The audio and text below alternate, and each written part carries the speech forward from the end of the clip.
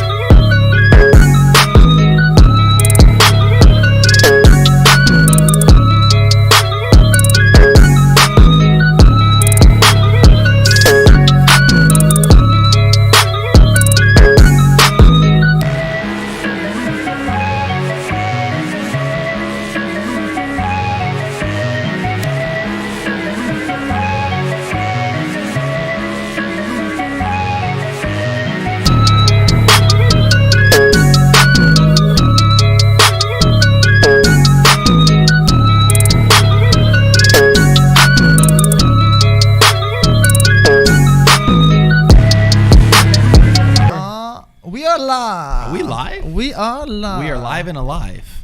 We've got Yes. our boy Ludovico. Ludo, welcome. on the podcast. Good evening, guys. Always a pleasure. You doing good?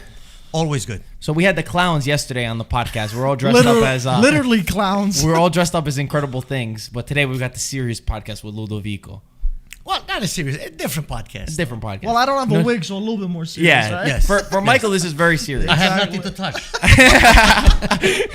Please don't. He's wearing pants today. Yeah, You can exactly. confirm. You can confirm he's wearing pants. Yes, yes. That's very good.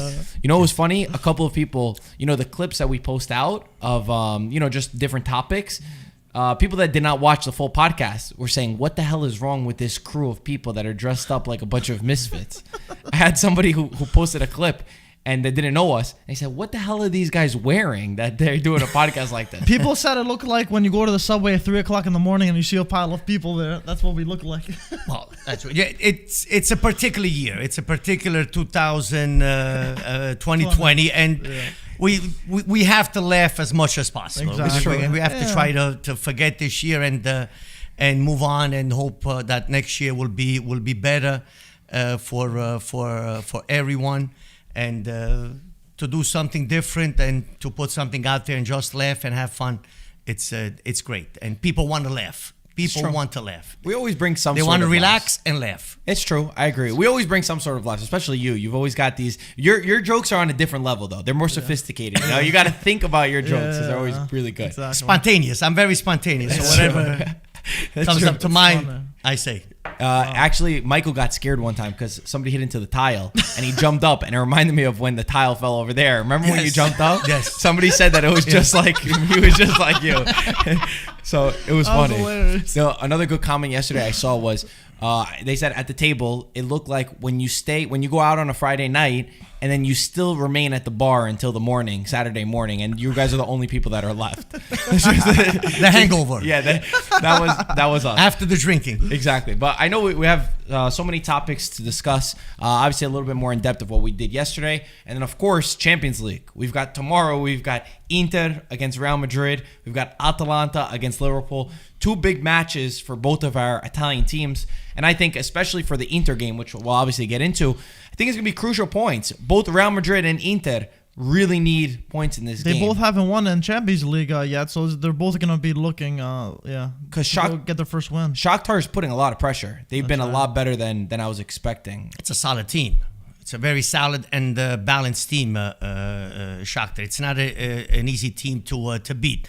But Real Madrid has its issues, I guess, in-house locker room issues between players. But it's a team, it's a club that when the 3 points matter, they have that European experience, that philosophy, that mental approach that they'll get the 3 points. They get things done when it's needed because of the experience that they have and the players that they have, the experienced players that they have on the field, and of course the coach. So it's time tomorrow. It's a must win for both teams. But I personally think Real Madrid has the edge because of the European experience that they have and the players that have been in this situation in the past. Plus, it doesn't help that Lukaku did not travel with the team. He's still having a muscular injury, so he's left out. He also might miss the next Serie A game against Atalanta. So it's going to be really tough, especially because Inter have been really relying on Lukaku. I think this season and a lot of last season. So I'm interested to see how the goals could go in if they do. Well, that's what's been to date Inter's season so far. Mm-hmm. Let's get the ball to Lukaku. Let's wish for the best. Exactly. And let's hope he puts it in and he scores and we win the game. But now, what are the alternatives? We spoke about this last week and the week before. What are the alternatives? And that's where the coach comes in. Okay, Lukaku is not available. Lukaku cannot play, or Lukaku is having a bad day, a bad Sunday. How do we find that alternative in order to get the 3 points? And that's what Conte is lacking right now, finding that right balance on the field and that right formation that enables you to get the 3 points, even though you don't have your number one player, your go-to player. That's going to be missing. I mean, you don't expect a guy to play all the games, 90 minutes, playing now every week. Before Champions League was every couple of weeks. Now you're playing 3 games a week, basically. High-level games. You want to stay in Champions League. You want to qualify for the next round. You want to be able to compete in Serie A. You need to have a balanced formation at all times. But you cannot rely just on Lukaku that every week, he comes up or invents something, one of his goals, and say, okay, thank God, another Sunday's over, another game is over. Let's hope next week he'll do it again. You can't do that. You can't just rely on that. One big topic that we were talking about yesterday that was brought up, and a lot of people were commenting about it. It's like, obviously, Inter are very Lukaku dependent. The way that their formation is and the way that the system that Conte plays, it's all through Lukaku. He's at the center of that. And we had asked, because obviously Juventus, you saw with Ronaldo, he comes in, the game has changed for Juventus. They score 2 goals, they win, they beat Spezia 4-1. And a match that, with against Crotone and Verona where they tied. Who do you think, just a side note, who do you think is more reliant on Luke? Is Inter more reliant on Lukaku or is Juventus more reliant on Ronaldo? I think Inter more on Lukaku. How come? Because Juventus has the players that can win a match. Morata is playing great. He arrived at Juventus and right away he got into the he didn't need any time, even though he was there before, but he didn't need any time to readjust to Serie A. Right away from the first game he made an impact. Now it remains to be seen how can Pirlo fix and find a balance, because now you have 2 center forwards. We know that Ronaldo likes to play the center forward. Now you have Morata also. Yesterday it worked, but that's not his preferred position. He prefers the 4-3-3 Ronaldo, where he plays the left and then he goes towards the middle. But now you have a center forward like Morata that can score, even though he was unlucky against Barcelona. I mean, 3 goals, if I'm not mistaken, 3 goals 3. that they were disallowed. If 2 of those goals would have gone in, or maybe all 3, we would have been talking about a total different game. Remember, you winning or you scoring, it hides a lot of issues. Problems. It hides a lot of problems that the team has. But Juventus cannot do without Morata, and I think Juventus cannot do without Ronaldo. Who's going to pay the consequences at this point? I'm sorry to say, but it's Dybala. Yeah. It's a topic we'll definitely get into, but I also agreed with you exactly on that Inter's more dependent on Lukaku, just because their entire formation, everything surrounds Lukaku. Whereas Juventus, I will say that Juventus is definitely relying on Ronaldo, but it's at a different level. And I'm struggling to think, Inter versus Real Madrid, how Inter put in goals. Where I have the probable formation from this morning from Gazzetta, 3-5-2, of course, with We're Conte. not changing that. Yeah, I shouldn't have even said You it. don't have to say the Handanovic formation. in net. The back 3 is going to be D'Ambrosio, De Vrij, and Bastoni. The middle 5, Hakimi as the right wing back. Brozovic, Vidal, Barella in the center, and Ashley Young on the left. And then the 2 up top are Lautaro and Sanchez. Lautaro has not been good this season. The guy's got some sort of mental problem. Well, he's nervous. He's nervous. I guess there's something going on in the locker room. He's not able to find the right position on the field, and he's not able to excel. So he's like frustrated. Sanchez, how many practices did he have? Maybe 1. Yeah. Now you put him against the Wolves. You put him against Real Madrid. I don't think it's that. I don't think it's that easy. Then you have someone like Vidal, that maybe coming off the bench, he's a guy that can change the game. And then you rely on the usual Barella to have a great game. But now this Barella, how many minutes can this guy play and carry the weight on his shoulders and do coast to coast? You're squeezing this guy as a lemon, and now the last 20, 30 minutes of the game, he lacks of that freshness up front in making the pass because he's tired. So Conte also has to find a balance. Okay, I have Nainggolan, I have Barella. How can I have both of these players and able to balance and use one, maybe in certain games, use the other in other games? It's always a matter of finding the alternatives and not to just rely on plan A. I don't think he has the word balance in his dictionary, Conte. Well, it's. I mean, if you're paid 11, 12 million a year, you have to, you have that. You have that roster, you have to be able to find the correct balance. You have to have the alternatives, and not just rely on one way to play.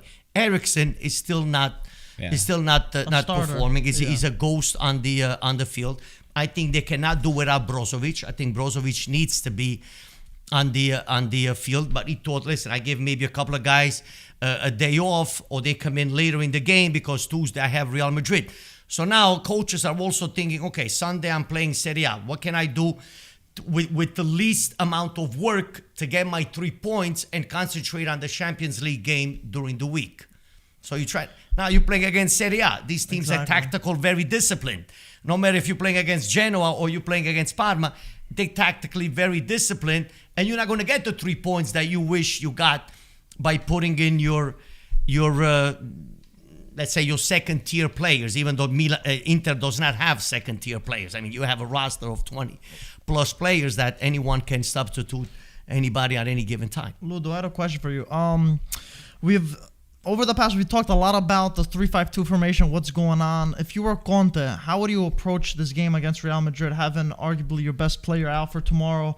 Would you still stick with a 3-5-2? And what do you think about the sigma of the 3-5-2 not working in Europe? Not what Conte is going to do, but what he should do, rather. Exactly. Well, the 3-5-2, because we know he's going to stick with 3-5-2. Many coaches, many teams, many clubs have abandoned the 4-4-2.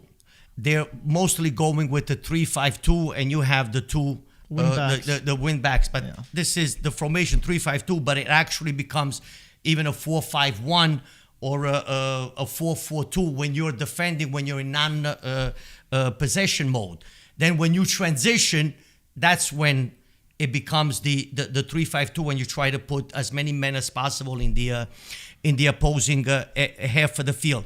The problem with Inter is not the three in the back, even though, yes, I think De Vrij, both goals were on his shoulder that Gervinho scored. He had Peter criticized him too. Yes, for the same thing. Both of them to me were his fault. The thing with Inter is that, again, the midfield, and that's the same problem that Juventus is having, Inter is having, is to find that midfield, that balance in the midfield where the penetration mode, like the half wings. That's what Inter, I believe, is lacking. That fantasy, that imagination. Let's say, to put in Napoli, like the Fabian Ruiz, the Zelinski, those type of players that do penetrate the box.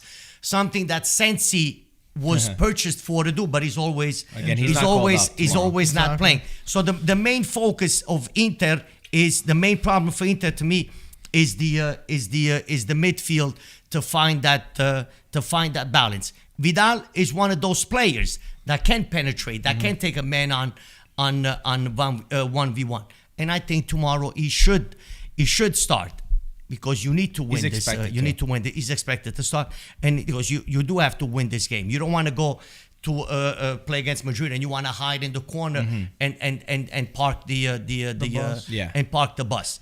But it's finding the players and putting them in the right mode in order to play. There's issues also, I believe, in the locker room where players are lacking that determination and that anger on the field, because you cannot make everyone happy. So that stems from the coach at the end of the day. Oh, absolutely. And you have to be able to motivate the players, even though I think they don't need to be motivated. When you make a certain amount of money a year, but they want to be. They want to feel. Some need to be coddled. They want to be cuddled. They want to. They want to feel. They want to feel important. Yeah. And especially if a coach spoke clearly to a player before purchasing that player, before that player arriving to the team, you have a conversation with that player. This is what I expect from you. This is what I will do with you. This is the role that you would have. And if that role changes during the season or after a few games, now you have an unhappy player or players. Yeah, I think you were hinting at Eriksen, maybe over there, just speculating. But at least for me, I think that, you touched on the midfield.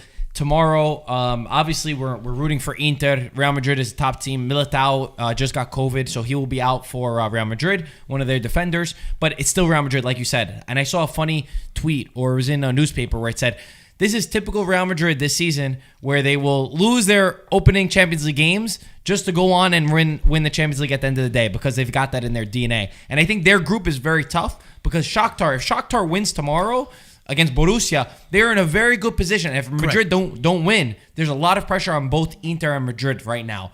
So Conte already said we're not going for a tie, of course, which we would expect. Yeah. I don't know where the goals are going to come from Inter. I feel pessimistic. I would say it'll end in a 1-1 draw. That would be my prediction. I think it's a little bit more optimistic. I don't see Inter winning against Real Madrid in the moment that they're at. I hope I'm wrong, but that's how I see it. Mike and Ludo.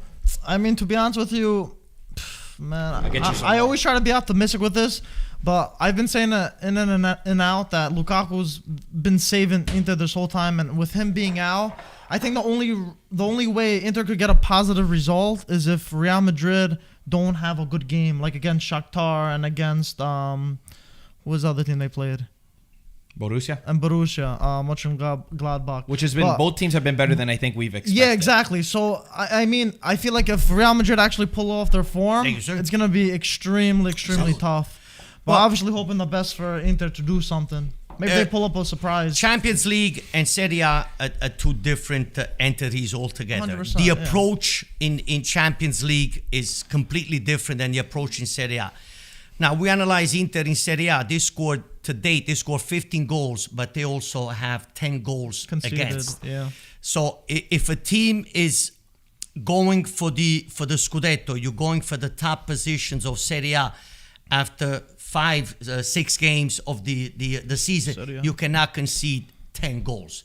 That's way too much.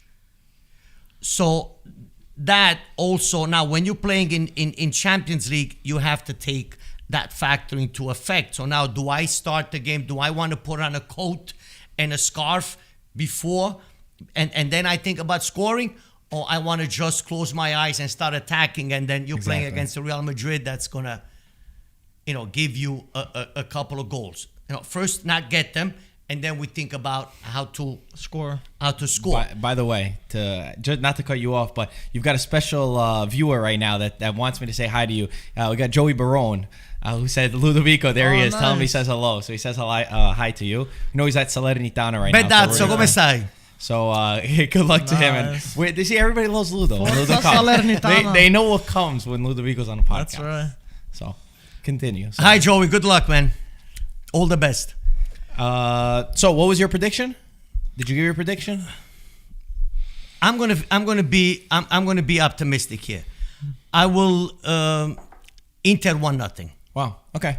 I'm gonna go out on a limb here. You're optimistic. I think. Nice. Well, I want to be optimistic, and let's hope that Real Madrid doesn't fix all the in-house issues that they have tomorrow, and they take an additional week to fix those issues, and Inter can capitalize on a win and come out victorious 1-0. Well said. I think that we're all hoping for that. Let's talk about Serie A too. Obviously, Napoli lost 2-0 to Sassuolo.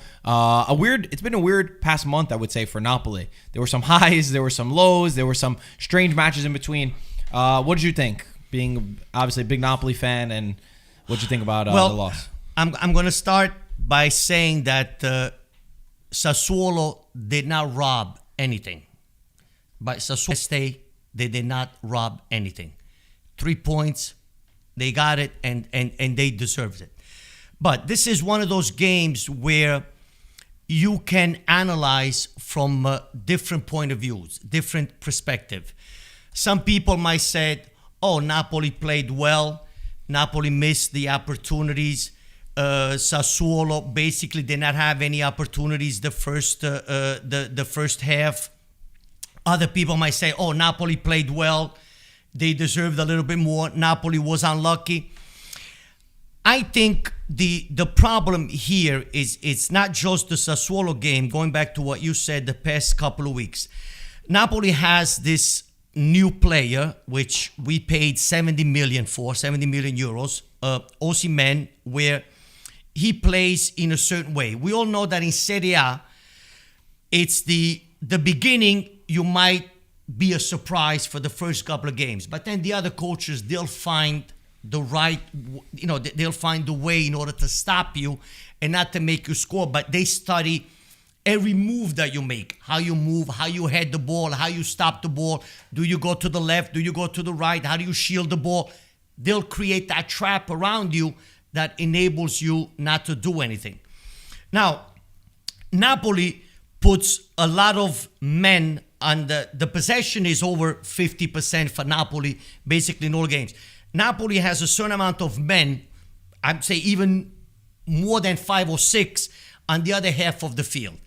By having that amount of men on the half of the field of the opposing team, that's a little bit of an handicap for Osimhen.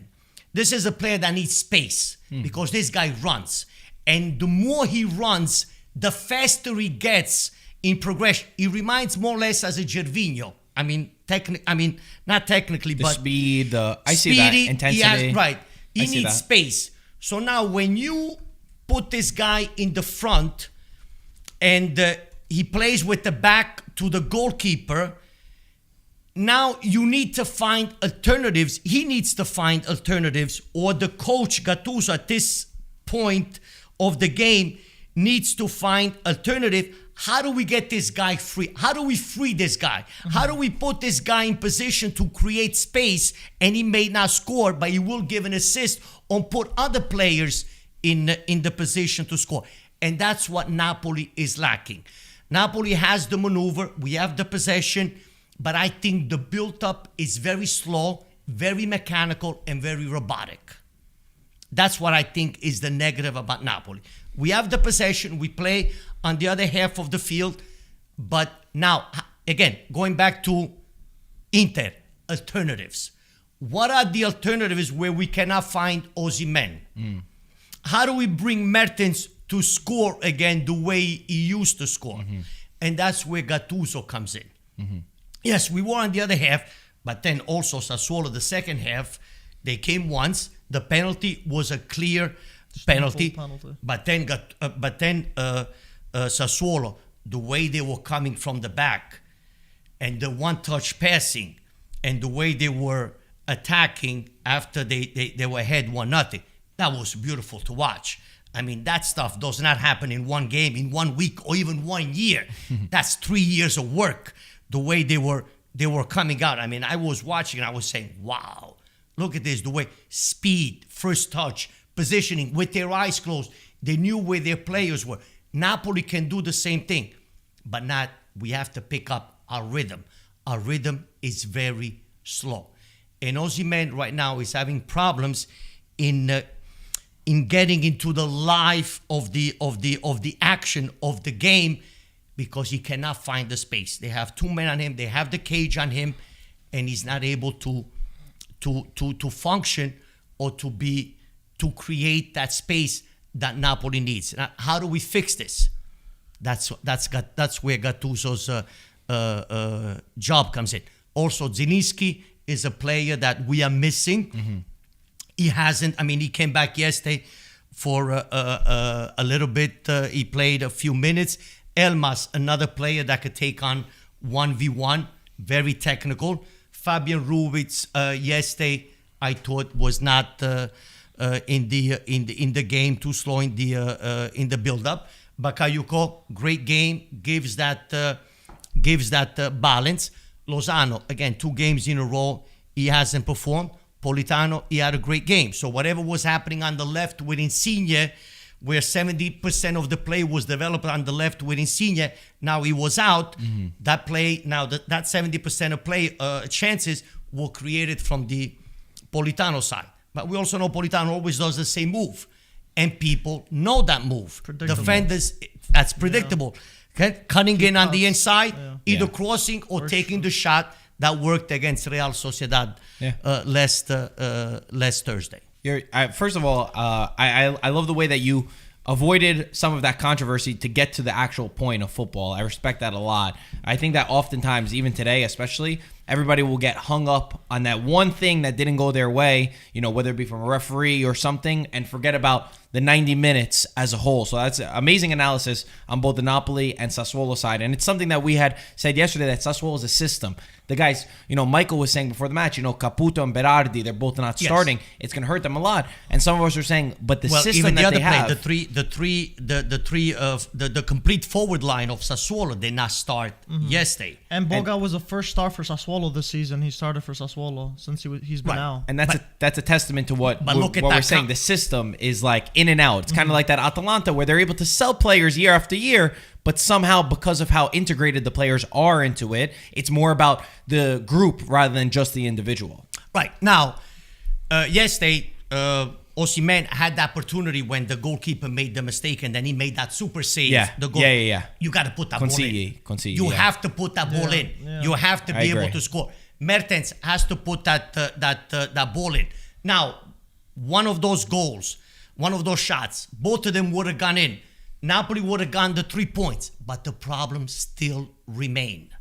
The build-up, the slowness of the build-up, the alternatives of Osimhen finding the space and not having all that.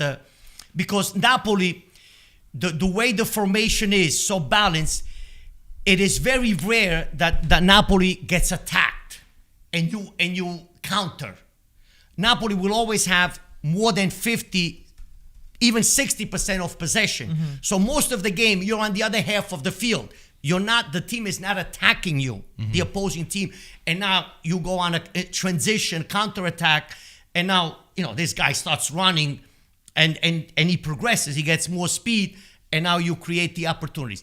But yesterday, those balls, you as a $70 million man, Yeah, he should have scored that. You gotta put that ball in. At least on target too. you have even the header. Yeah. He got it on The target, though, way man. anticipating the play is Yeah. still a little bit raw in many areas, and he still needs to learn. We He's agree. young.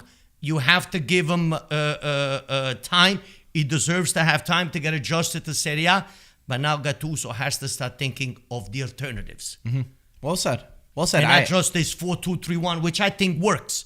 But now the alternatives around this. And even the contract of Gattuso now, signing until 2023. The same thing happened with Milan when they started talking about the contract renewal at Milan. Milan stopped winning.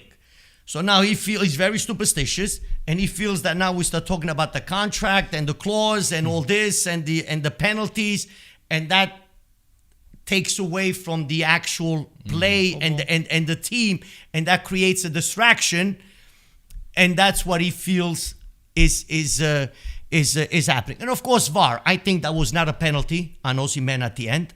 I think the most could have been a free kick from the outside because they were both holding each other's shirts. I don't think Napoli deserved the penalty on that play at the end. It could have been. It could have been We've seen it given. It could have been a 50-50, one of those calls. Right? well, but No? also he was holding his shirt at his the shirt beginning, also. and then he let go, and then the Sassuolo player Held on to his shirt. hold on. But it all started, I believe, outside the area. outside the box. I agree with you, Ludo, and that's what I said yesterday too. I mean, you can say it has been given, but I don't think that's the law of how it should be determined. For me, it was too light, and I agree with you. I don't think that it was enough to give a penalty that way, and it would have obviously scoring always will overcompensate. If Osimhen scores that one, this looked like a match to me where Napoli, you could have made them play another 90 minutes and they wouldn't have been able to score. Correct. The Yeah, ball was but- not going in. Mark, even the beginning of the second half, there were a couple of warning signs when actually Sassuolo got near Ospina and they almost scored. So that should have, the bells should have started ringing. And now you're losing 1-0, and it looked like, Napoli, instead of picking up that rhythm and going to that extra gear, Sassuolo was controlling the game beautifully. The way they were coming out from the back, it was beautiful to watch. I mean, to me, I would recommend every youth coach to watch those last 30 minutes of Sassuolo to teach how to come out from the back, starting from the goalkeeper in tight spaces and positioning and create those triangles and coming out with class, with speed, with great first touch. They look like Napoli from a few years back. Sarri's Napoli. I Almost. have two more questions just reading from the viewers over here. By the way, everybody for viewing, thank you so much. If you're enjoying the content, everybody's loving you back. By the way, they're saying that you're like the Bible of culture over here. They're loving your analysis. By the way, I didn't want to interrupt you and say it while you were talking, but everybody's been going crazy about your analysis so far. I got two more questions from the viewers about Napoli or related to Napoli. Omar had asked, this has been, for some reason, this has been coming up a lot on our channel from our viewers. It's Osimhen versus Leao. I guess they're two young strikers, both in exciting teams, and there's some banter between Napoli and Milan. Somebody asked, who do you think is better between Osimhen and Leao? Right now, I think Leao. Leao is more decisive. Leao is that Ibrahimovic assist man. Is that right shoulder, that right, let's say his best man. And Leao and Milan cannot do without Leao. Also, he has more of Serie A experience, which is very important. I mean, and he's a little bit older. How old is Leao? I believe he's 22. So the same age. Check. More, Man, I'll check real quick. Maybe 20. Leao is 21. 20, so the same age. Yeah. They're the same age. I love Leao. I love the way he 21, plays they're both 21. on that left side, the way he takes the man on 1v1, and he has that great vision where to put the ball, how to assist, and how to create opportunities for Milan. So right now, considering that Leao has been a little bit more in Serie A, I would say Leao. But I'm not, Respect. I'm not saying that Osimhen will not be a great player. He deserves time. He deserves opportunities. No one should be giving up on him, even though people are saying, is he really worth 70 million? We don't know yet. We have to give a little bit of time. But that's where Gattuso now comes in and say, okay, what do I need to do to make this guy a better player? How do I create and where he lacks and make them improve? And Sarri was very good with that. He did it with Mertens. He recreated. He dreamed of Mertens becoming a falso nueve, and now he's the number one scorer in Napoli in Napoli history. There's a lot of Sarri's hand in there of knowledge of how to create those opportunities. But for now, we need alternatives. We do need alternatives at this point. Good point. And you spoke about Mertens being the highest goal scorer over a certain somebody, and we know it was his birthday this week. And we won't talk about it now. If the people want to hear Ludovico's story, because I already saw Pasquale asked, he wants your story about that picture of Maradona. But guys, if you want to hear that, make sure you like the video, and maybe we'll circle around to it if we get a good number of likes. That you want to hear Ludovico's story about how he met Maradona. 1986. That was August 1986. He's already oozing out. I know. So make sure you hit the like button and do that, guys. 3 weeks after he became world champion, basically. Wow. Wait, maybe a month. So you guys definitely want to hear the story. Oh boy. Where do we want to go? What topic you want to go to next? You got anything in mind? Up to you guys. I saw a question from Jay asking Ludovico's thoughts on Fonseca and Roma, who won 2-0 over Fiorentina. So maybe we'll go there. Well, I think Roma's being a coach in Roma is not easy. It's a city, it's a fan base that expects a lot from the team, from the coach. There's a lot of pressure 7 days a week, 24 hours a day. And if we look back during the years, coaches in Roma have not lasted more than 2 years. Now, what happened with the new people, the new owners that came, I believe they have a different mentality. They want to give Fonseca an opportunity. Also, during the time of the Pallotta selling and the new owners, a couple of people from the board, from the organization resigned. So I feel now that Fonseca has less pressure on him because the owners are saying, we are counting on you. We want that team to build something with you, and not being every week that, this might be your last game. You got to do well, or you got to do well, or now you can coach with calm. You can coach with a better opportunity and knowledge to do better and create something important. I personally think Roma has a great chance of finishing in the top 4. I think the team is following Fonseca. Fonseca knows his players. He knows what he wants from them. Yesterday, after 12 minutes that Fiorentina came out from the locker room, Roma took over, played its game. And I think they could finish in the top 4. And I think Fonseca will be around even next year and the year after with these new owners that are not going to give in on the fans or on the administration side that wanted this guy to leave. I think he's a great coach, and I think he could do very well. But he deserves to coach with that mindset that I'm not always in question every single week and every single play, every single day. Give me the opportunity to show what I could do, but I don't want to be judged after every week. And the new owners are doing exactly that. Mike had even made a tweet today about Roma's attack being very underrated, and I think a lot of that will come from Fonseca's tactics and the way that he lines up the team. And obviously, I think I agree with the Fonseca analysis. I think that he showed even last year, and I know my dad was a big fan of Fonseca. There was some rumors about him, potentially being sacked, and some Roma fans calling for him to be sacked to get a more experienced coach in Serie A. But I think they did a good job, and they're allowing him to do this. Having said that, since we're talking about Roma Fiorentina, I was very, very, very, very disappointed in Fiorentina with the way that they play. Obviously, this morning, there's all the reports that Iachini will be sacked or potentially could be sacked from Fiorentina. What do you think about it? Well, I think Fiorentina has the potential, has the roster to do very well and to be on the left side of the standings. In Italy, we call it the left side. The way the standings are in the Italian newspapers, we have the left side and we have the right side.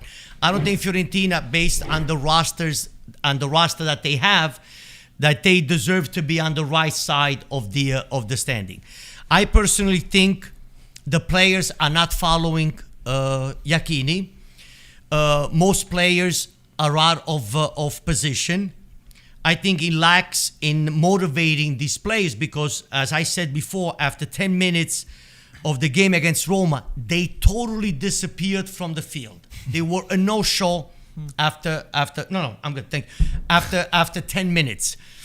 So I feel now, here we are at the beginning of the season. He plays with Ribery and Callejon in the front, and then as forwards. But then he has all his forwards on the bench, and he thinks that Callejon cannot play the same position that he played for Napoli because he's not in shape. And I feel that in the locker room there's a little bit of disagreement that the players are not listening to him. They're not following his instruction, and he lacks of that personality. Now, the point is, you're already paying Montella. Do you get him back? Because now maybe these players are more adaptable to a Montella style of playing because he's still on salary. Do you get another coach? Now, another coach, who do you get? Do you get somebody? You get another Band-Aid until the end of the season, or is there a coach out there that you can actually start a cycle, meaning something that you can build for the future and hope maybe in 1 year to reach Europa League or the preliminaries of Europa League, which I think Fiorentina deserves, because in the past Fiorentina was always one of the 7 sorelle in Italy, the seven sisters. Yeah. In Italy, there was the 7 sisters back in the day, and Fiorentina was always part of the 7 sisters. And now I feel like that they're struggling. And let's not forget, they also have one of the 7 or 8 highest payroll in Italian Serie A. And that's not, when you have a top 6, 7 payroll, you want more from your players. You expect more from your coach. But now, which coach is out there? Do you pay another coach? I'll find the exact number, by the way, as you continue. So now, do you pay another coach? And who's out there that can build on something? I think the perfect coach for Fiorentina would have been the current coach of Verona. And I think they did look for him, Juric. They did want him, but then he signed with Verona because even though Verona sold a couple of great players that made Verona a good team last year, the ownership did not replace those players, but Juric is able to find that balance and to start from scratch and create something. And it's showing again this year that even though he lost a couple of good players, that he was able to replace them and maintain that structure. That's a lot of. You were right, by the way. They have the 7th highest wage bill, 55 million, which is less than 30 million away from Lazio. So Lazio is at 83 and Fiorentina is at 55. Which, considering what Lazio has done in recent years and Fiorentina, it's a big difference. It's there's not that big of a difference in the money, but there's a big difference in the results. Exactly. So. Yeah, I didn't realize that they were paying that much for their players compared to some of the other guys. 7th highest. So now who's out? Now my question is, who's out there? Who can you get? Spalletti, Allegri. Can you afford D'Aversa? Spalletti? Probably not. Can you pay? I mean, Spalletti is not going to go to. Yeah, he's I probably mean, not gonna go to Fiorentina. Gattuso in Napoli will make 2.3 million a year, and then a few 100,000 more for the following season, which ends in 2023. Plus bonus, meaning Champions League or Scudetto, he'll get additional money, additional revenue. But now, can Fiorentina afford to put a third coach on its payroll if you sack Iachini and you're still paying Montella, or you bring back Montella until the end of the season? You can't do that. And then Why not? hopefully They won't do that. They won't do that. I don't think they'll like the image of bringing Compared Montella to back. last season, yeah, they lost Chiesa, but overall, I feel like their squad has gotten better. They got Guame, Ribery's been there for a season. They have Amrabat, and right now they should be having more points than they have right now. And I don't think Iachini is the manager to do that. And maybe the best choice is to bring Montella back. Because I feel like Montella's more capable of doing something. Because I don't even feel like the 3-5-2 kind of fits their formation, fits the players that they have. Montella Iachini is the type of coach that you bring him in and you have As a a certain amount of caretaker. games until the end of the season. You want to put a Band-Aid. Listen, Iachini, this team needs to be saved. He'll save your team. But I don't think Iachini is the type of coach to build a cycle 100%. and where Fiorentina wants to be, based on what Commisso is saying, where the team and the club wants to be in a couple of years and hope to be back to the glory. Let's say glory being one of the 7 sisters of Serie A in the near future. Iachini will not bring that team, the team to that level. But I still feel to see which coach out there that can bring out the best of these players and create something important. I don't see that coach out there. Even though Sarri, yes, he is trying to get away from Juventus and get a certain amount of money and start coaching again. But now with Fiorentina and these type of players, Sarri, if he goes there, he's still going to require time to adapt to the new style of it's a revolution. It's basically it's big. It's not easy. Look what's happening with Giampaolo and Torino. 1 point in 6 games because Cairo said, "Oh, I believe in Giampaolo," but Giampaolo now is a Sarri type of coach, and his philosophy, just with like Milan last year, is not happening. Not to cry over spoiled milk or over spilled milk, but Gattuso would have been that guy for Fiorentina. That was the low cost, perfect option that had a blend of getting you to the season while also building. Well, De Laurentiis beat Commisso to the punch. Exactly, but because I think he was called and he was. I agree. There was a couple weeks before where we saw the signs with Montella that, hey, this is not going to work. And there were reports that Gattuso was ready to go to Fiorentina before Napoli, while they were still with, they were not going to sack Ancelotti, like everything was fine. That would have been the moment to pounce. I think they waited a couple weeks more saying, hey, let's give Montella a little bit more time, but that opportunity of Gattuso ended up slipping. Not to cry over spilled milk, but that could have been that low-cost I would guy. have seen, and I would have seen, and a And guy he like matched up philosophies. correct, and a guy like Juric, a guy like De Zerbi, even De Zerbi, I think he's a great coach, but nothing happens overnight. That's work. That's Fair 3 enough. years of work, and what Sassuolo has been able to accomplish, and the style of play. Yes, they got a lot of goals. Believe me, I think they got 13 goals against, and they score. I think they got 13 against. And Napoli not able. I mean, an offensive team like Napoli not able to score a goal on Sassuolo. Is something wrong there, and that's where Gattuso needs to fix those issues. Everyone scored on Sassuolo. Yeah. There's been I want to move topics a little bit. We'll hit a couple more. Milan, top of the table. Obviously, it's early. How far do you think this Milan can go? Honestly, like the way that they're looking. You know, we've had some people on over here say, you know, Antonio thinks that they could fight for a Scudetto. Obviously, a lot of Milan fans think that they could fight for a Scudetto. What do you think? It's a very open. It's a very open season, Serie A season. A lot of factors. You have this COVID situation where on Sunday you might think you have your starters, you have your players. This is what I want to do next week. This is the formation I want to start. I think I could beat this particular team. Boom. Tuesday, you got 6 positives. You got 5 positives. You got 4 positives. Now you have to rearrange your formation. You have to rethink of your formation and start, you know, from scratch. Milan the Scudetto? I don't think so. There are better teams on paper, better equipped to win the Scudetto, which I still think Inter and Juventus as the favorites, if they're able to blend a good salad with time and put like a nice dish on the table. I see Roma as one of the final. As the top 4, maybe in 4th place. Lazio is coming back. Napoli is there.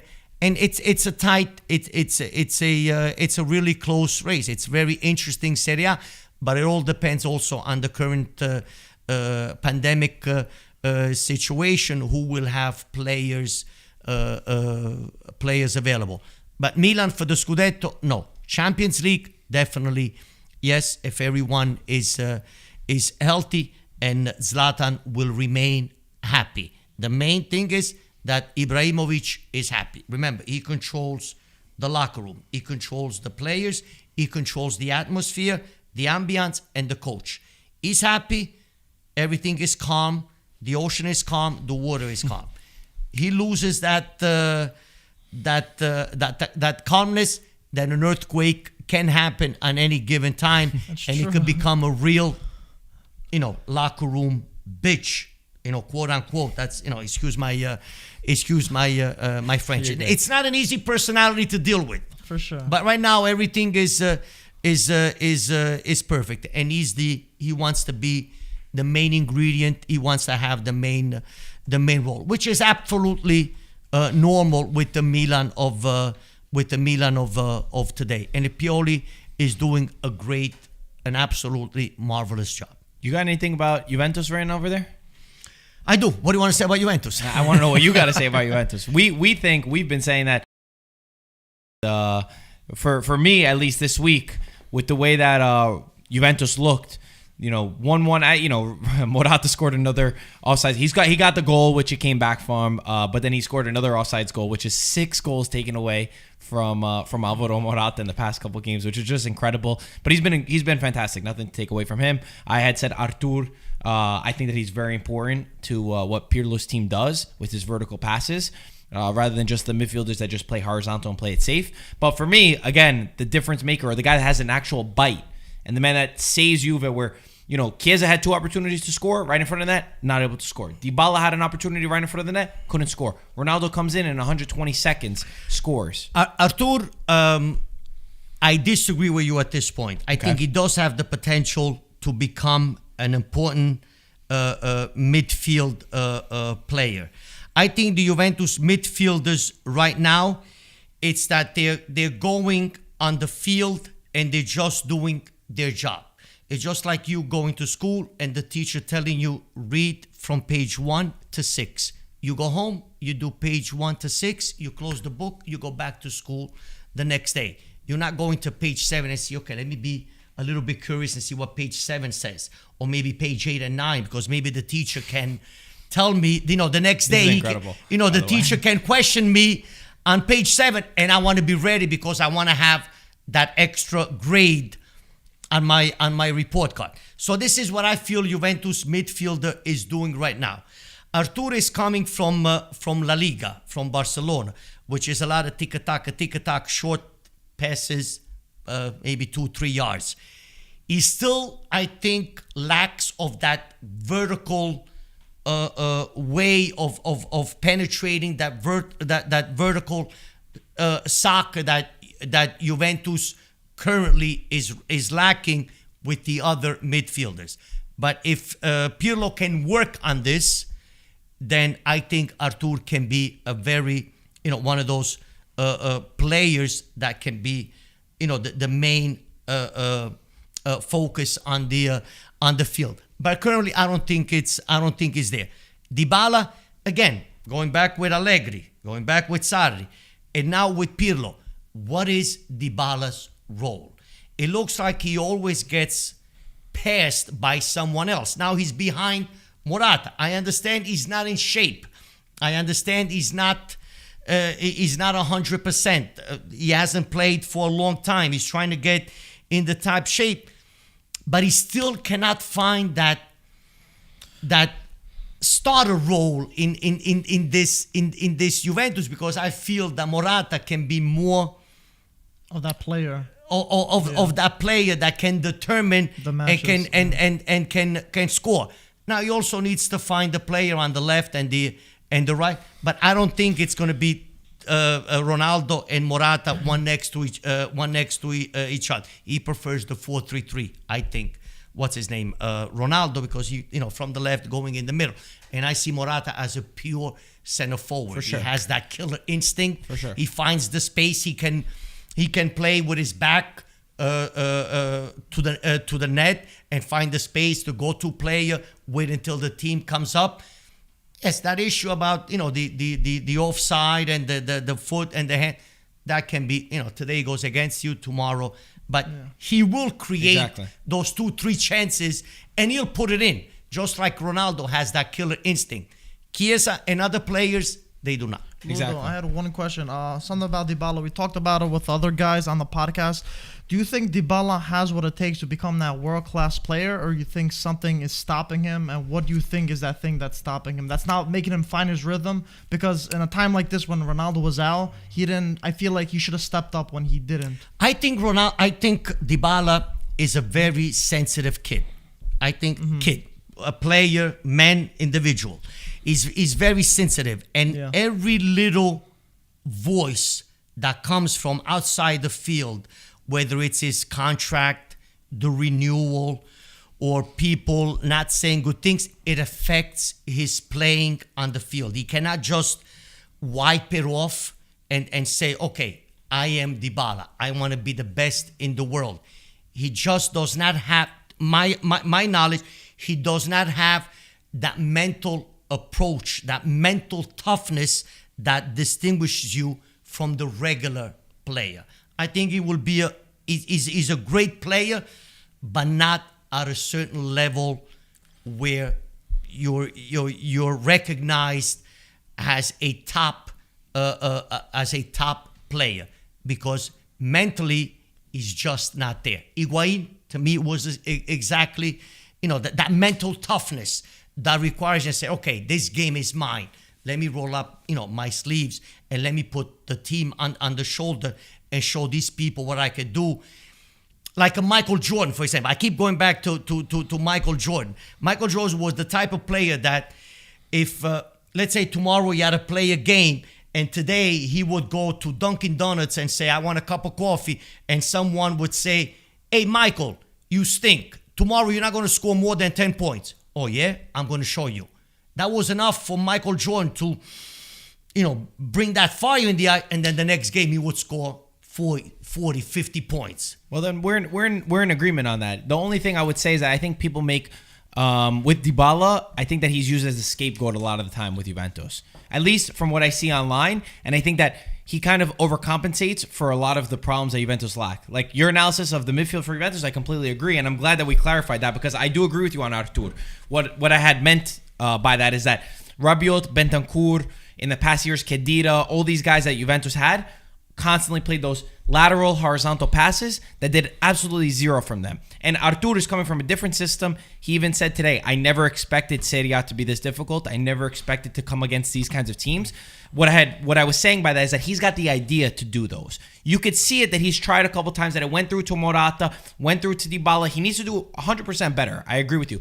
But my analysis of that is that Rabiot, Bentancur, and all these guys have been there for a long time, and they just don't have it in them. And I think that Artur does, and I think that we'll see it as the season goes on. So that's kind of what I meant by that. And, right. And I agree 100%. I just think the 4-3-3 for Juventus right now is very risky because you do not have that midfielder that if you're counterattacked, they're slow. I don't think they can catch up. Yeah, they're walking. They're walking. Rabiot they're very walks. slow in the build up, and they're also very slow in coming back. In Look at transition. Spezia's goal. Yeah. Artur on Spezia's goal. Artur is like walking back. The rest of the midfielders, I don't know where they were. I 100% agree with that. The only thing is the 3-5-2. Now you're starting to get complicated because where you start playing Ronaldo, Morata, Dybala, Kulusevski, Chiesa, there's a Quadrado. There's a lot of different combinations that could become tricky. I mean, they're playing in Champions League. I don't even know how to pronounce the name of the team. Ferencvaros. Two players I think you cannot do without is Ronaldo and the Morata. Morata's been amazing right now. I mean, Morata, right? I agree with you that, okay, one day, I was never concerned. For me, I like that, he keeps getting goals. They're taking off sides, which they're rather unlucky. They're literally centimeters away. Right. That you could fix. What you can't fix is a guy who's in front of the net and keeps missing. That's a lot harder to fix. That's a better problem to have, that he's scoring them and he's a few inches offside. So I'm fine. Like I said, I'm fine with that. And I agree. Morata's in a good moment. And then he ended up getting his goal, which pushed everything aside. But even if he would have scored those 3 goals against Barcelona, now what would the discussion be about? Oh, Juventus beat Barcelona 3-2, maybe. Because Morata scored all those, those 3 goals would have been valid, but still the problems would have been masked. Right? Yeah. Now, Exactly. we would have said, oh, Pirlo is a great coach. Yeah. Pirlo is a genius. Juventus is a great team, but no, the problems remain, and sooner or later, you could get those goals and you can win those games, but then the issues will come up. Mm-hmm. And eventually. I think that especially this year more than ever, 2020 and this COVID situation more than ever, everyone's going to go through these big waves of up and downs. And I think right now was the down wave of Juventus. As international break comes back, we got the news today that De Ligt and Alexandro will both be back. And I think De Ligt is going to be a huge plus for Pirlo's team. And even Alexandro, because they've been playing without a natural left back if they do a 4-man back line. So those things are kind of like overlooked. So people try to make it a little bit more dramatic on Pirlo than I think that they probably will be. And we'll be able to analyze it a little bit better as time goes on. No, we also have to say that we cannot right now, take it on Pirlo. Oh, he's a 2006 world champion like Gattuso is. Agree. But that doesn't mean because, 2 things, just because you're a great player and you won the World Cup and you were a maestro in the midfield, that doesn't necessarily make you a great coach. This is what I said about Maldini, that I was criticized by the way. He could be a great coach. I'm not saying. 100%. Number 2 is you said something to be different, to be fair to the fans. Right. Let's not forget. No, you didn't. Let's not forget where Gattuso came from.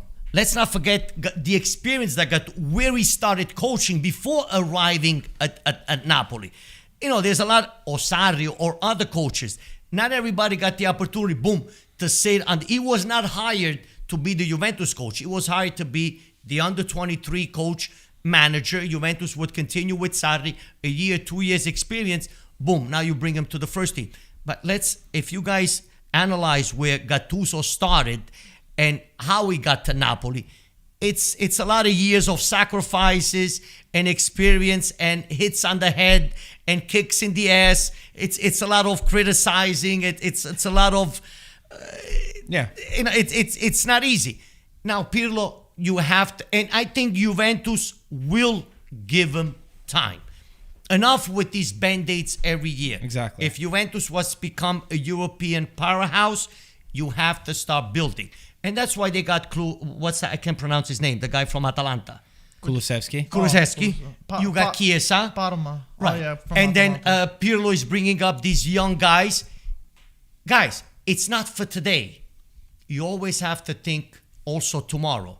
You make money today, but you also have to save some cash in the bank for a rainy day. So Chiesa and these guys, it also represents the Juventus of tomorrow, of the following year, and not just this year. So I think finally Juventus understood it's time to build something and not put a Band-Aid every year.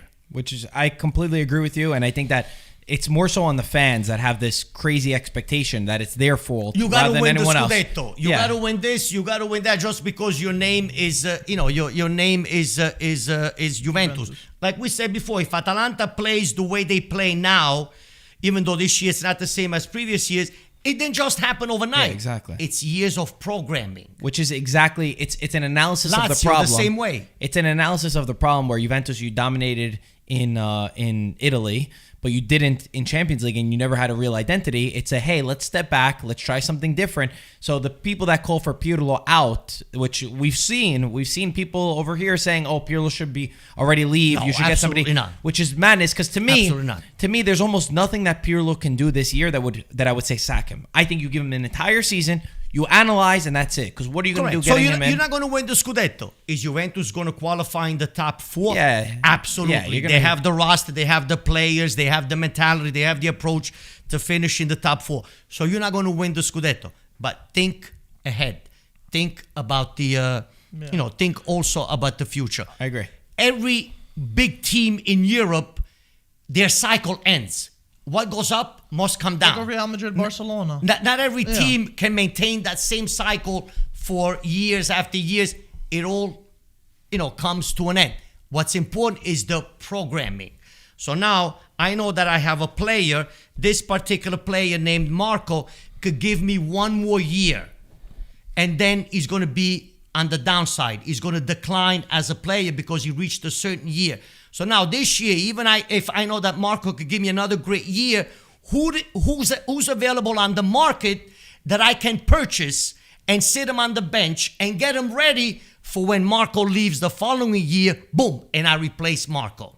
Were you calling me Ronaldo right there? Because I kind of enjoyed that. I already acted like Ronaldo. That's what and not to wait until Ludo's Marco, on every podcast. and not to wait until Marco is in the decline. Oh, now who do I replace him? Exactly. Where's the player? Who do I buy? Oh, let me buy that guy because he's on a free transfer. I could get him for free and give him $8 million a year. Hey, come here, replace Marco. We were talking about Rabiot. Rabiot or other play or We're other speaking play. the same language. It's not going to happen. Yeah. You have to think a year in advance before you think that player is going to be gone. How do you replace that particular player a year from now? Which is exactly What Juventus did with Chiesa, and Chiesa is not today. Or Exactly. what's the guy's name? Kulusevski, yeah. They're not today players.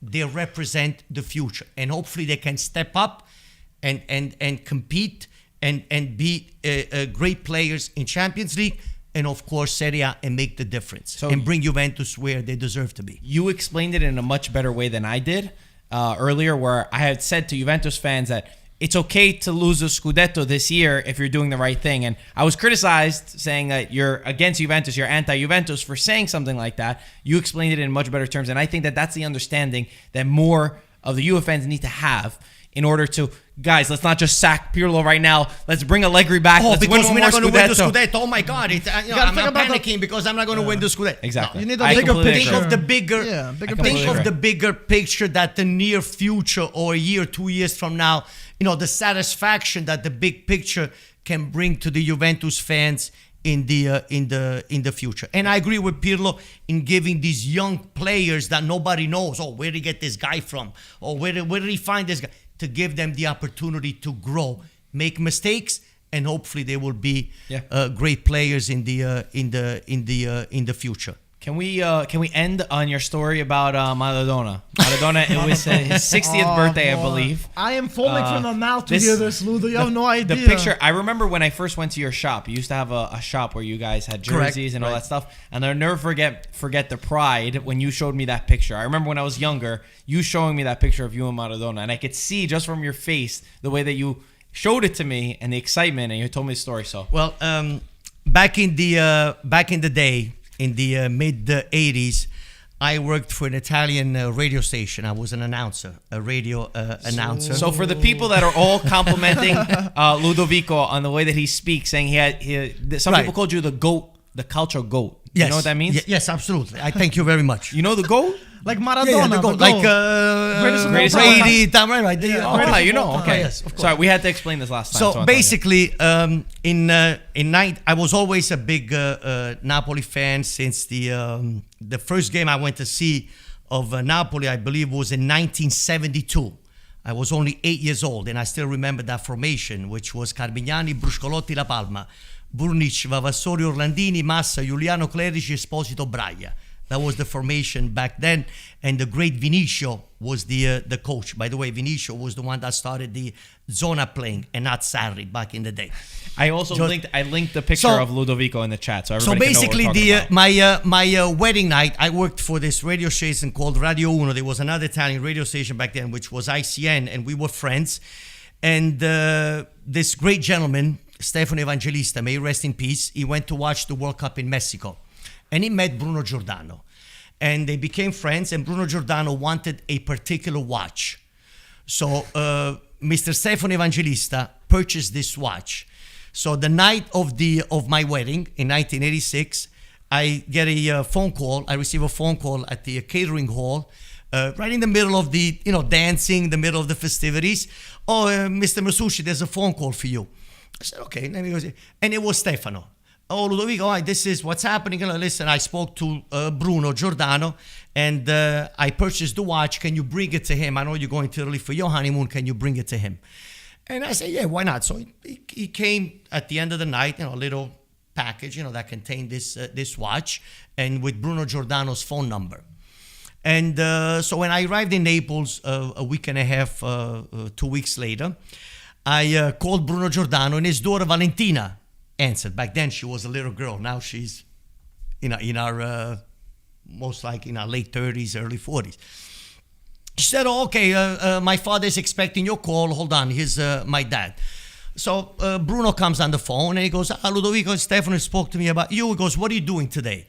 I said, no, today I'm free. I goes, why don't I meet you by Socavo outside, and I'll be there. I have this car, and you park outside, and then you'll come in with me, and you spend the afternoon with us watching the practice, coming in the locker room, and I'll introduce you to everyone. And I got to the practice at 4:00, and he came in with his car. It was him and Salvatore Bagni. No, Salvatore Bagni was he at was it Salvatore Bagni or the Napoli? I forgot, one of the players. This was in 1986. That's when the Napoli started, the Scudetto that we won in 87. And I went in, I gave him to watch. We spoke. I was in the locker room. Back then you could go in. Players were changing, talking. There was, and that's how I met Maradona at the end. And I took a picture with the entire Napoli team in '86. And that's basically my story. How I met Maradona. Then I met Cannavaro. Other players. What were your thoughts? How was the interaction with Maradona though? Like, how did it go? Well, it was good. He had issues that day, and I never forget. He had issues the day with the car, and one of his friends was supposed to pick up the car from the mechanic. So if you notice the picture, he has money in his hand, and he had 500 lire. He had 500 liters that he had to give. To his friend to pick up the car from the mechanic, because he was expecting the car to be ready a couple of days earlier, and the car was not finished yet. And he was upset. So he had money, and he had to give it to his friend. By the way, that car that you see on the left, that's one of Maradona's cars. Wow. That's the car that he was coming to training practice, to training with. Yes, the white car to his. And this was to like his the right. alleyway of like the parking lot of the Yes, training so center. Cavo. So you came in, you entered the gate. The locker rooms were on the left. The field was on the right. And then you parked, and it was not like Castel Volturno today. I mean, we're going back now, Changed, 30 plus years. What was young Ludo thinking in this moment? First of all, when you got the call from Bruno, I never said. Well, you mean from Stefano to bring the watch? that one first on your wedding I night. thought he was nuts. I thought he was crazy. You didn't think it was a prank? I said, yeah, Bruno Giordano is going to answer me. He's going to pick up the phone and he's going to care about this watch. I didn't want to say no, so I told. Just in case. It was a little package. It wasn't been big. I would have said no, but it was something very, very small. I said it's going to fit in the suitcase. Back then, you could have 2 suitcases, 3 suitcases. There was no limit on weight and the amount of suitcases. You would pay extra.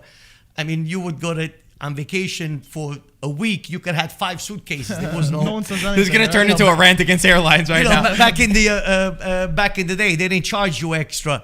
So I said, okay, if he answers, he answers. Otherwise, I'll take the watch back. It's a win-win situation, right? How didn't, old were you at this time? 21. 21. Wow, you got married okay. young too. Right. Wow. And, oh my God. and then Napoli won the Scudetto the following year on May 10th, 1987. And my brother and I went back for to watch the game against Fiorentina, which ended 1-1. And Baggio scored the goal, and Cannavale scored for Napoli. We only needed 1 point to win the Scudetto, and it was on May 10th, 1987. Did anything interesting happen in the training? Anything like that you remember? No, they were just practicing, and Maradona stayed a little bit late afterwards. He used to practice his free kicks. He used to keep Di Fusco, the backup goalkeeper back then. He was keeping him extra to practice on the free kicks. And 9 out of 10 of those free kicks from the same position, they will go to the upper 90, boom, and you see this goalkeeper flying, and he will say, Diego, are we done? No, a couple of more. And this guy would get off the field, the poor guy, Raffaele Di Fusco, the second goalkeeper, would walk off the field exhausted, like he couldn't take it anymore. But he would not say, it was